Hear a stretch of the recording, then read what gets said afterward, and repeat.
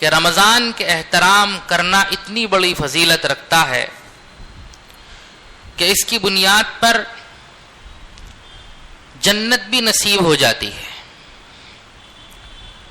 بزرگوں کے واقعات میں، ان کی کتابوں میں ایک واقعہ ملتا ہے کہ کسی زمانے میں ایک مجوسی تھا، وہ آگ کی پرستش کرتا ہے۔ مجوسی کہتے ہی اسی کو ہے جو آگ کو پوجنے والے ہوتے ہیں۔ تو یہ مجوسی آگ کی پرستش کرنے والا، اس نے دیکھا کہ ایک دفعہ رمضان المبارک کا مہینہ چل رہا ہے اور اس کا بیٹا جو خود مجوسی ہے وہ مسلمانوں کے سامنے کھانا کھا رہا ہے۔ تو اس کو غصہ آیا اور اس نے اپنے بیٹے کو سرزنش کی، اس کو ڈانٹا اور کہا تجھے پتہ نہیں ہے رمضان کا مہینہ چل رہا ہے، اس میں مسلمان کھاتے پیتے نہیں ہیں، اس کا احترام کرتے ہیں، تمہیں بھی اس کا احترام کرنا چاہیے اس مہینے کا۔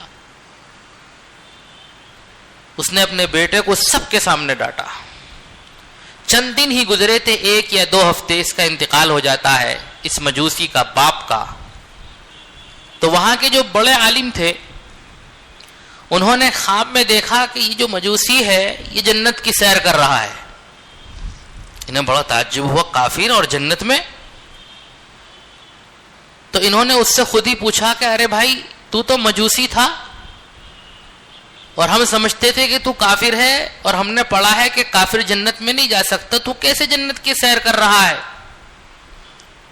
تو اس نے بتایا ہاں صاحب، آپ کے علم کے مطابق تو میں کافر ہی تھا، لیکن میں نے ایک موقع پر رمضان المبارک کا احترام کیا تھا، اکرام کیا تھا۔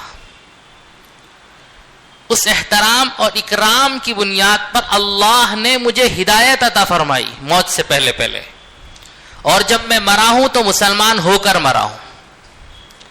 تو رمضان المبارک کا احترام کرنا چاہیے، اکرام کرنا چاہیے، اور اس کا احترام اور اکرام کا مطلب یہ ہے کہ اس طریقے سے رہا جائے کہ کوئی ایک ایسی حرکت ہم سے سرزد نہ ہو کہ جو اللہ کو ناراض کرنے والی ہو۔ ظاہر بات ہے گناہوں سے ہی رمضان کی بے احترامی ہوتی ہے، گناہوں کی بنیاد پر ہی رمضان المبارک کی بے اکرامی ہوتی ہے۔ ہمیں اپنے آپ کو اس سے ہر موقع پر بچانا ہے اور پکا ارادہ کر لینا ہے، عزم مصمم کر لینا ہے، تہیہ کر لینا ہے کہ پورا رمضان المبارک ہم اس طرح سے گزاریں گے کہ اللہ کی کوئی نافرمانی نہیں